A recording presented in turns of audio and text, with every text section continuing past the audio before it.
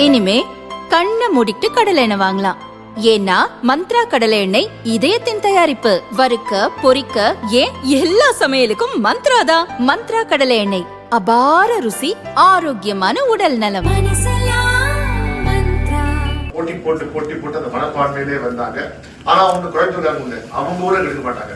பக்கத்து ஊர் எல்லாத்தையும் போய் வந்து பொல்யூஷன்ல பேர்ல ஏதாவது நான் தப்பா சொன்ன உடனே எலெக்ஷன் மாத்தி அப்படி அவங்க ஊரை எடுக்க மாட்டாங்க. பக்கத்து ஊர் எல்லாத்தையும்.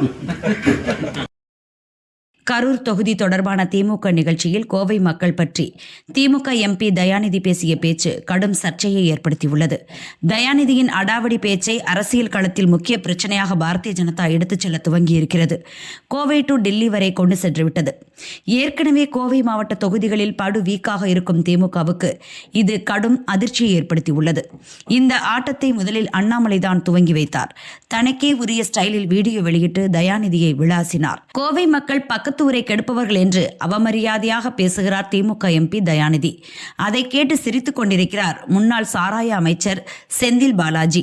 கோபாலபுர குடும்பத்தை அண்டி பிழைக்கும் தயாநிதி மாறனுக்கே இத்தனை ஆணவம் இருந்தால் தங்கள் கடும் உழைப்பினால் தமிழக பொருளாதாரத்தில் முக்கிய பங்கு வகிக்கும் கோயம்புத்தூர் மக்களுக்கு எவ்வளவு சுயமரியாதை இருக்கும்?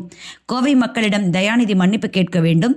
திமுகவினரின் ஆணவத்தால் தான் கோயம்புத்தூர் மாவட்டத்தில் உள்ள 10 தொகுதி மக்களும் திமுகவை புறக்கணித்து வருகிறார்கள். வரும் தேர்தலிலும் திமுகவுக்கு இதே நிலைதான் என்று அண்ணாமலை விளாசினார். போட்டி போட்டு அந்த மனப்பான்மையிலே வந்தாங்க. ஆனா அவங்க கோயம்புத்தூர் உண்டு, அவங்க ஊரை எடுக்க மாட்டாங்க. பக்கத்து ஊர் எல்லாத்தையும் போய் வந்து பொல்யூஷன்ல பேர்ல ஏதாவது நான் தப்பா சொன்ன உடனே எலெக்ஷன் மாத்தி அப்படி. இதேபோல் தமிழக பாரதிய ஜனதா தலைவர் நயினார் நாகேந்திரனும் தயாநிதியை கண்டித்தார். கோவை மக்கள் மற்ற ஊரை கெடுப்பார்கள் என்று கொங்கு மக்களின் மீது தனக்குள்ள மொத்த வன்மத்தையும் கொட்டியுள்ளார் திமுக எம்பி தயாநிதி. அதை கொஞ்சம் கூட கூசாமல் ரசித்து மகிழ்கிறார் கொங்கு மண்டலத்தைச் சேர்ந்த செந்தில் பாலாஜி. அது சரி, ஊரை அடித்து உலகில் போடும் கோபாலபுர குடும்பத்தைச் சேர்ந்தவர்களின் கண்களுக்கு மற்றவர்களும் ஊரை கெடுப்பவர்கள் போலத்தானே தெரியும். அதிலும் காலங்காலமாக திமுகவால் முழுமையாக கைப்பற்ற முடியாத சிம்ம சொப்பனமாக திகழும் கோவை மாவட்டத்தின் மீது உடன்பிறப்புகளுக்கு அளவு கடந்த ஆத்திரம் இருப்பது இயல்புதானே. கோவை மாவட்ட மெட்ரோ ரயில் திட்டத்தை திமுக அரசு முடக்கி வைத்த காரணம் இப்போது தெரிகிறதா?